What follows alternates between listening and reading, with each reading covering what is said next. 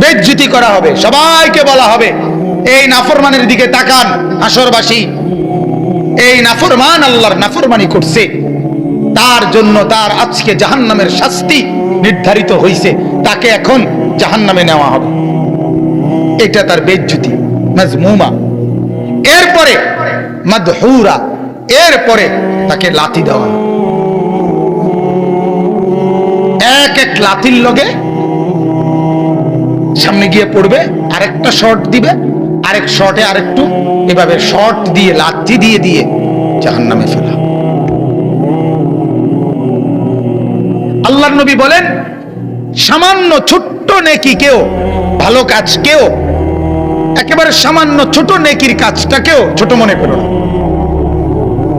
এটা আর আমি করলে আর কি না, এটা মনে করো।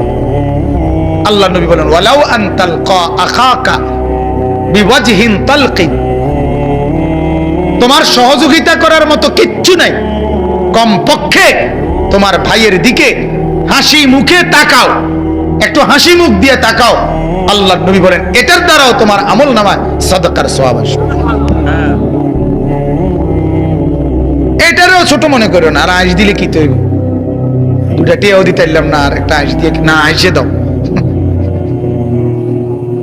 বুঝেন নাই কথাটা? দুইটা টাকাও দিতে পারলে না, ঠিক আছে, আফসোস করো না, একটা হাসি দাও, তাকে একটু একটা ছোট্ট দোয়া করে দাও, ভাই আল্লাহ তোমার অভাব দূর করে দিন, আমি তো পারলাম না, আল্লাহ তোমারে ধনী বানায় দেন, আল্লাহ তোমার সংসারে ভরপুর বরকত। এই কুদ্দুর কথাগুলো ক্ষতি আছে কোন, কিন্তু আমার লাভ হবে নিয়েতে কথা বলেন, আমার লাভ হবে কিনা?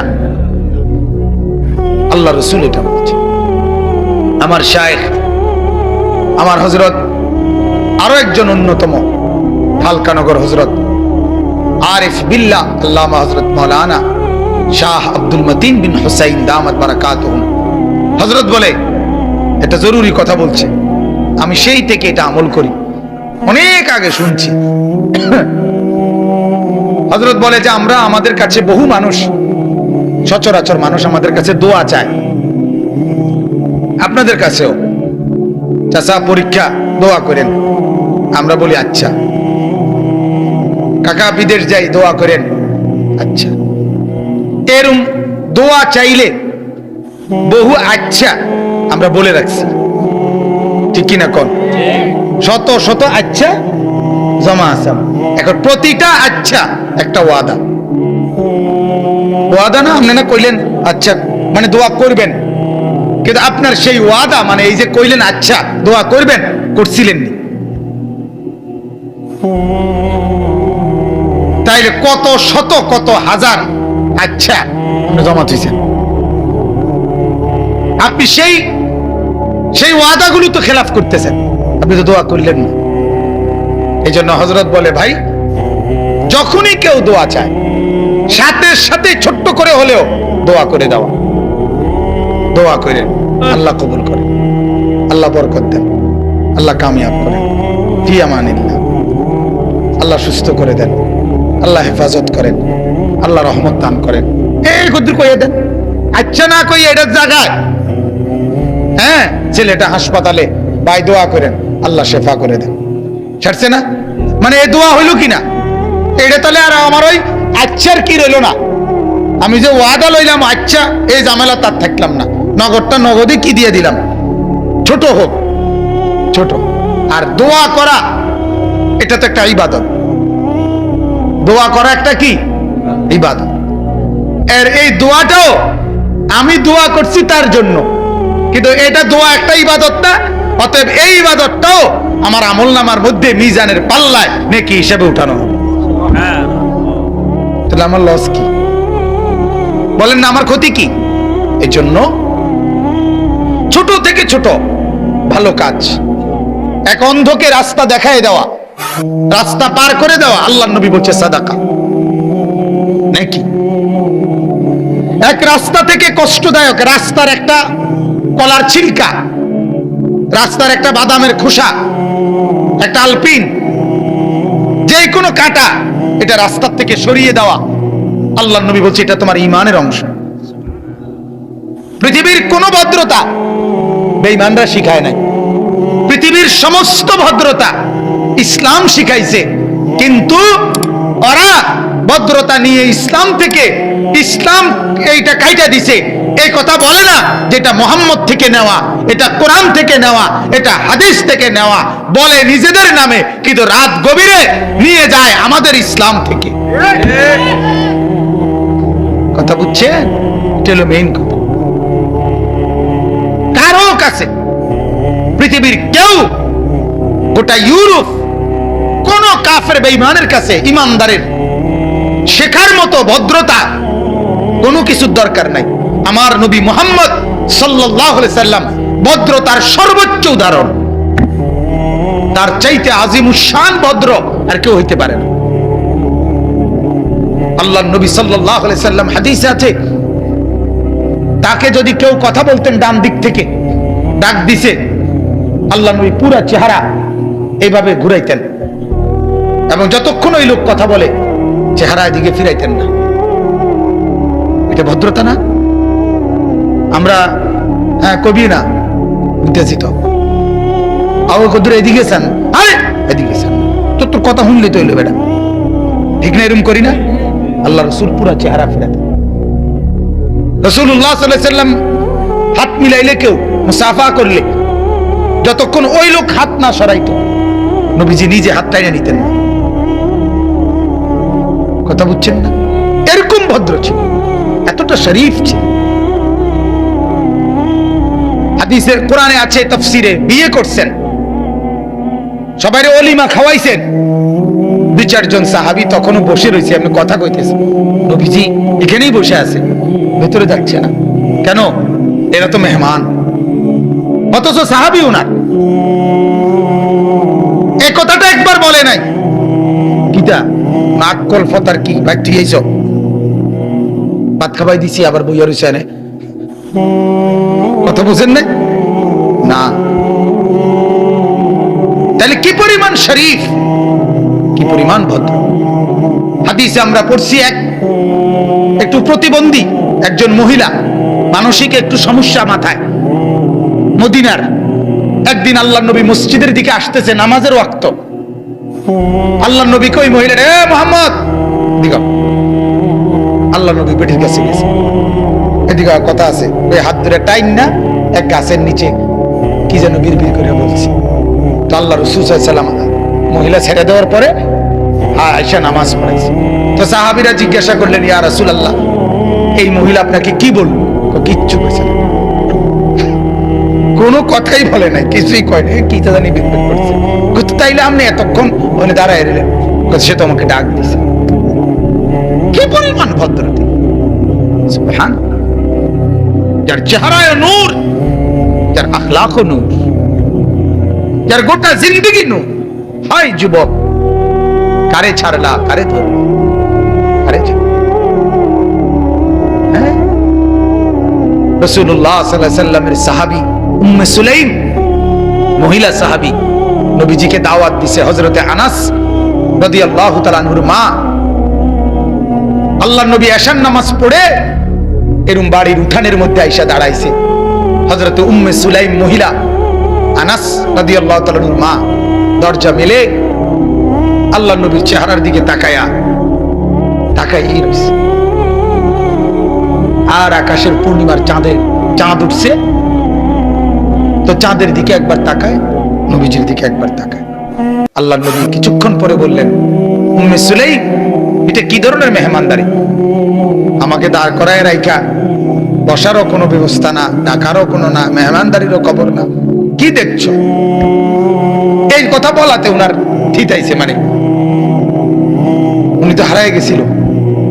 তো চোখের পানি ফেলে বলছি, ইয়া রাসূলুল্লাহ, দেখছিলাম পূর্ণিমার ওই চাঁদ সুন্দর নাকি এই চেহারা সুন্দর?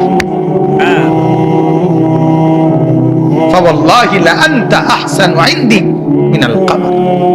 আল্লাহর কসম নবী, পূর্ণিমার ওই চাঁদের চাইতে আপনি অনেক বেশি সুন্দর। কাকে ধরলা?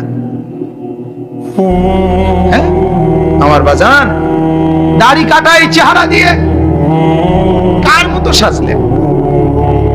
কার?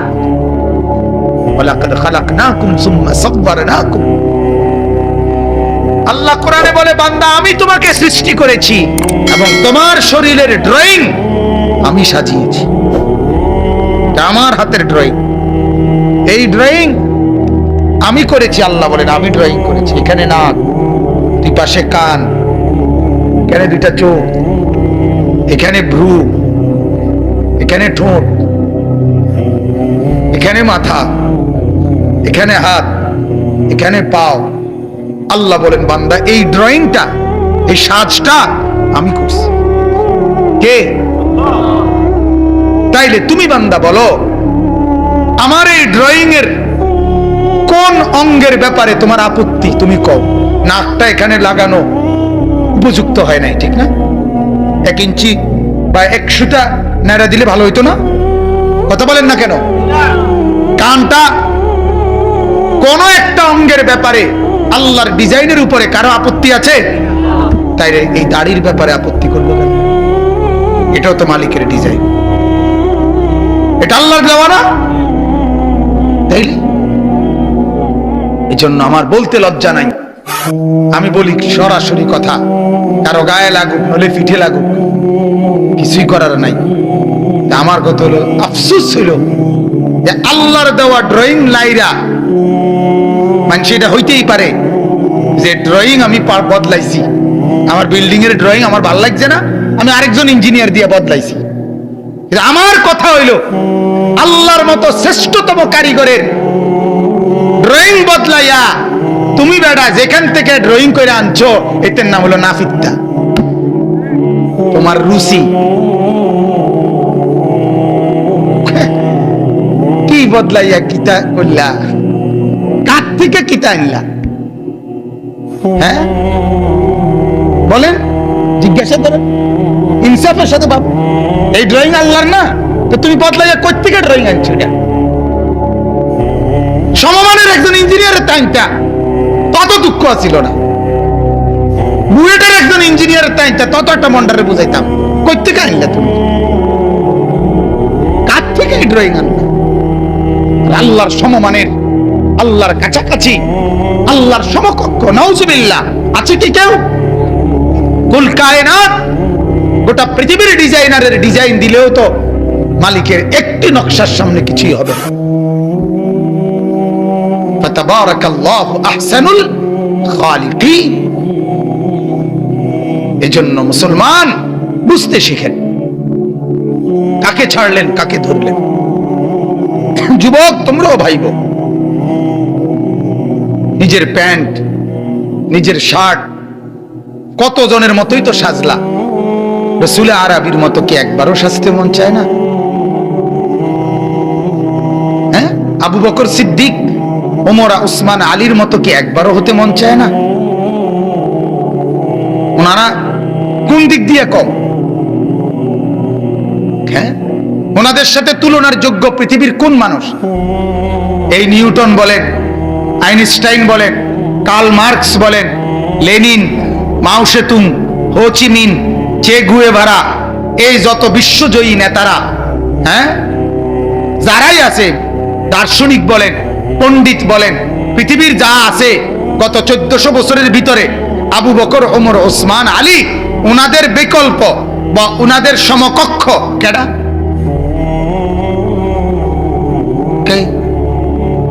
ওমরের মতো একটা বাদশাহ পৃথিবী দেখা, পৃথিবী দেখা। আমি ডক্টর আফম খালিদ হোসেন দামাত বারাকাতুহুম হযরতের বয়ানে শুনছি, চীনের প্রাচীরে লেখা আছে, এই মাও সেতুং বিপ্লবী সমাজতান্ত্রিক নেতা বলছিল, যেদিন আপনার সমাজতন্ত্রের বিজয় হয়েছিল সেদিন সে বলছিল, আজ আমাদের এই সোভিয়েত ইউনিয়নে ওমরের মতো যদি একজন মানুষ পেতাম তাহলে নিশ্চিন্তে তার হাতে ক্ষমতা তুলে দিতাম। কাফের, কাফের।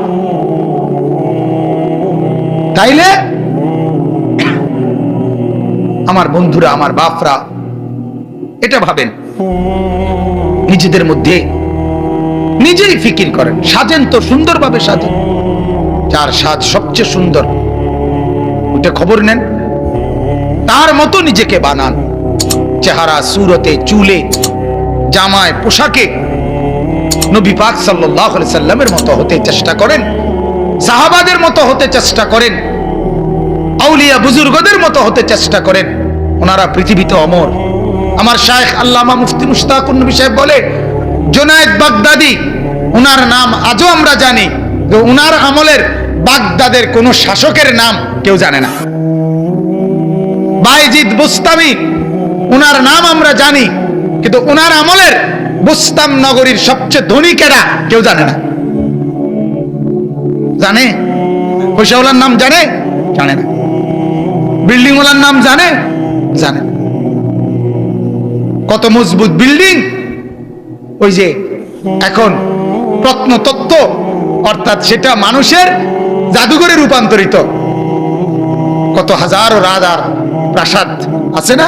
ওই যে আমাদের কুমিল্লা কোটবাড়ি, বগুড়া মহাস্তনগড়, এরকম বিভিন্ন জায়গায়, ঢাকা লালবাগ আছে না, আগ্রার তাজমহল, সেই রাজপ্রাসাদগুলো দুকরে দুকরে চিৎকার করে বলতেছে যে দুনিয়া ধোঁকা, দুনিয়া ধোঁকা, দুনিয়া ধোঁকা। আমাল হায়াতুদ দুনিয়া ইল্লা লাহবুন ওয়া লাইব। আল্লাহ বলে ধোঁকা, দুনিয়া তামাশা, তামাশা।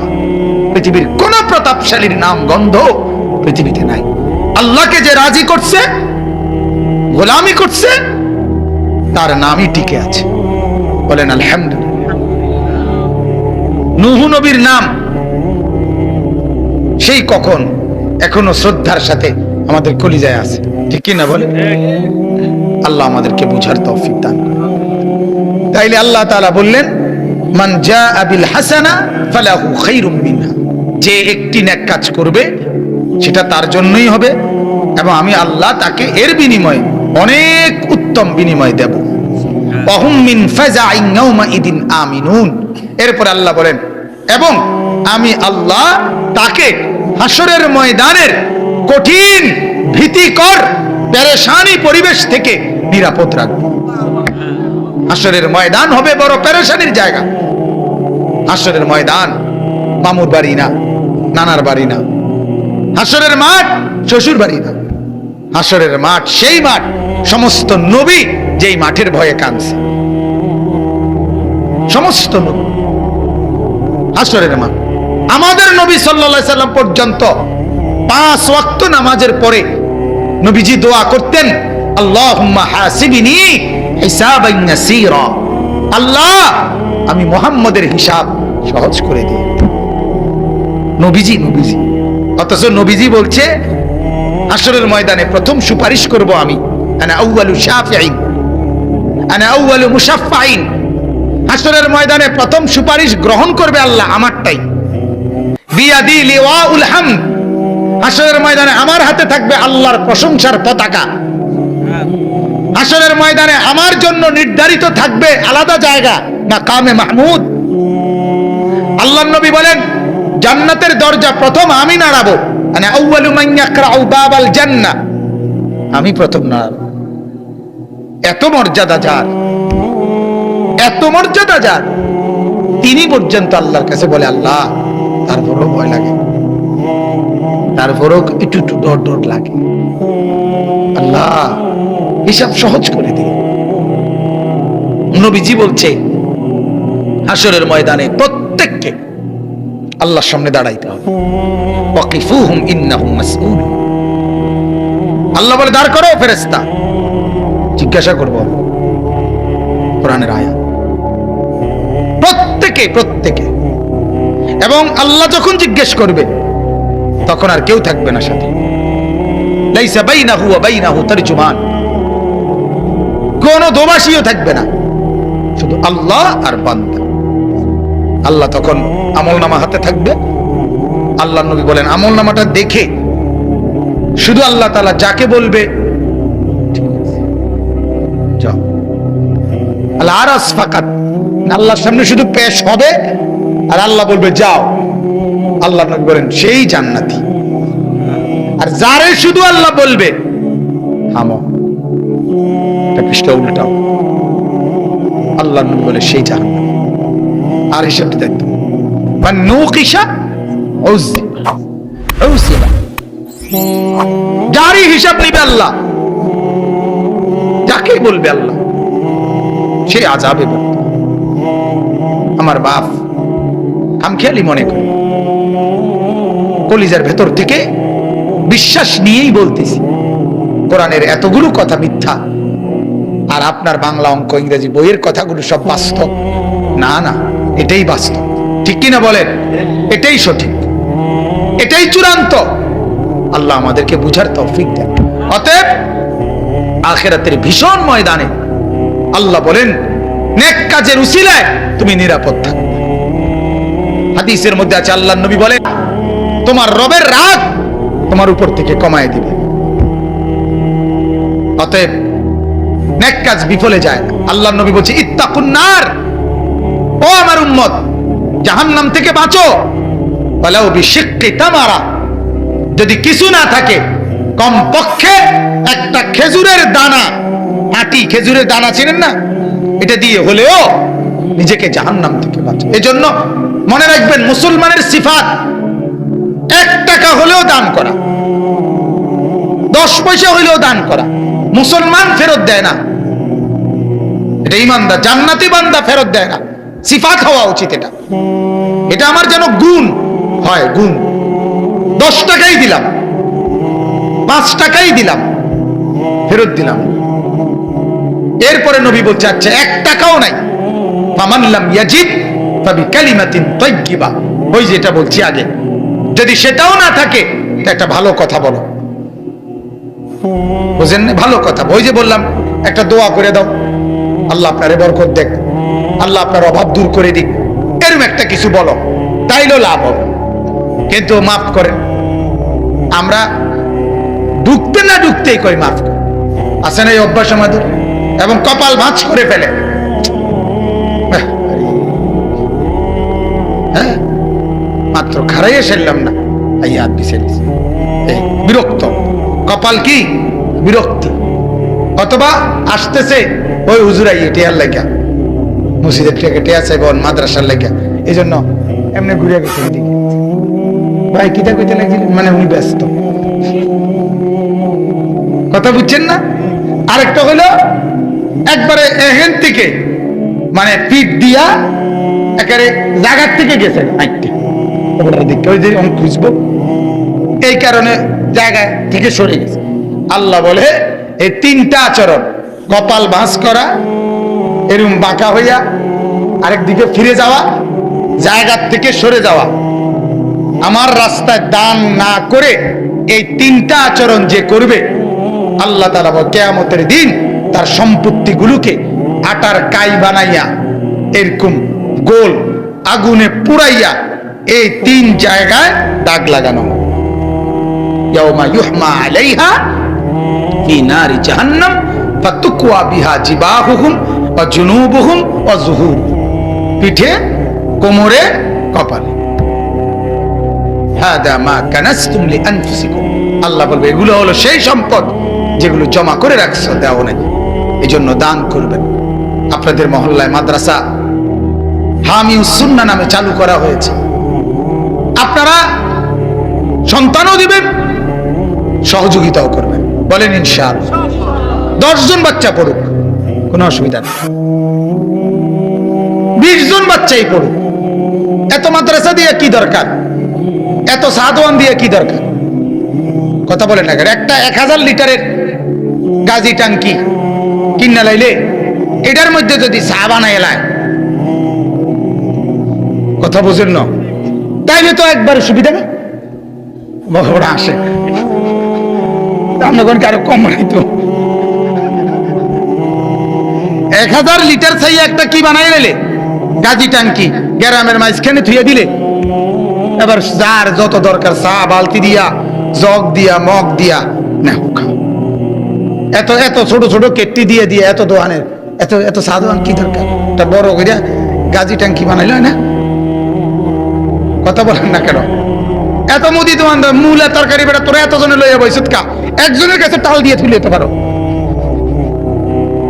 ফুলকপি কা এতজনে বাজারে লইয়া বলি বেড়া, এক জায়গাতে ফুলকপি সবই টাল 10 টাকা, জনে বেতন দরকার কি? না, আল্লাহ তাআলা বান্দা, আল্লাহর বান্দারা, দুনিয়ার এসব ব্যাপারে তো আপনাদের কোনো প্রশ্ন হয় না, এটার ব্যাপারে প্রশ্ন আসে কেন? এটা শয়তানের ওয়াসওয়াসা। এত মসজিদ কেন, এত মাদ্রাসা কেন, এত ওয়াজ মাহফিল কেন? আরে আল্লাহর কসম, একদিনে একটা মহল্লার মধ্যে 24 ঘন্টাতে টেলিভিশন, নাটক, মোবাইল, এই অস্থিরতা যেই পরিমাণ হয়, সেটার বিনিময়ে 24 ঘন্টা না 24,000 ঘন্টা যদি কোরআনের আওয়াজ হইতো, তারপরেও ওই গুনার ঘাটতি হবে না, গুনার সম পরিমাণ হবে। আল্লাহর কথা, গুনাহের একটা সমাজে একদিনে যে পরিমাণ নাফরমানি হয়, তার লক্ষ ভাগের, কোটি ভাগের 1% নেকের কথা হয় না, এখনো হয় না। একটা খবর একদিনে, একদিনের খবর একটা 3 দিন কয়, ঠিক না? প্রত্যেক বেলা কয়, প্রতি ঘন্টায় ঘন্টায় কয়। এই যে ময়মনসিংহে একটা সিএনজি কাটিয়ে গেছে, হ্যাঁ, আপনার একটা বাস খালের থেকে পানি উঠে গেছে, মানে রোডে উঠে পড়ছে। এই কথাইটা মনে করেন কইল, এই যে কথাইটা 10টা 11টা 12টা 1টা 2টা কইতে আছে, ঘন্টার পর ঘন্টা, ঘন্টার পর ঘন্টা। গতকালকের খবর আজকে আবার আচ্ছা, ময়মনসিংহের এই ঘটনাটা এত হাজারবার বলার, আপনি শুধু এক চ্যানেলে, এবার চ্যানেল যদি হয় 70টা, তো 70টার মধ্যে প্রত্যেক ঘন্টা বললে, তাহলে আপনি এবারে 70 × 24 পূরণ দেন, কতবার বলা হলো? কথা বুঝেন নাই আপনি?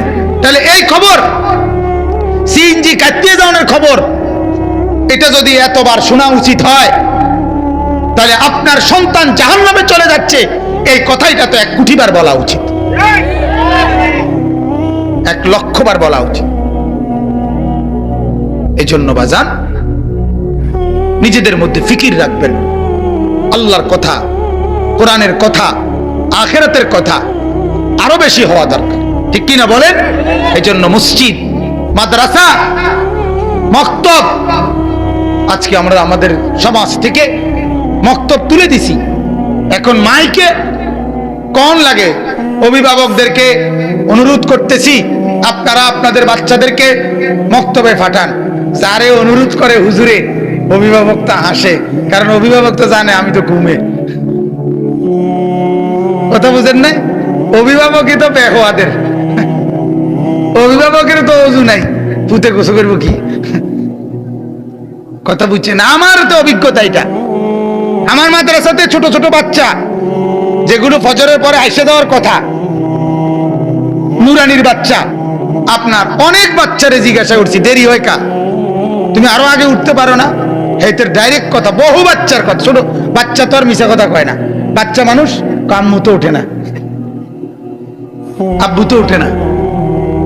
হ্যাঁ, তাইলে যে ঘরের মা বাপ নাফরমান, বেনামাজি, সে ঘরে আখিরাত আসবে কোথা? আল্লাহ আমাদেরকে মাফ করে দেন। অতএব আমি মূলত এই আয়াতটাই এজন্য আপনাদেরকে বিস্তারিত বললাম।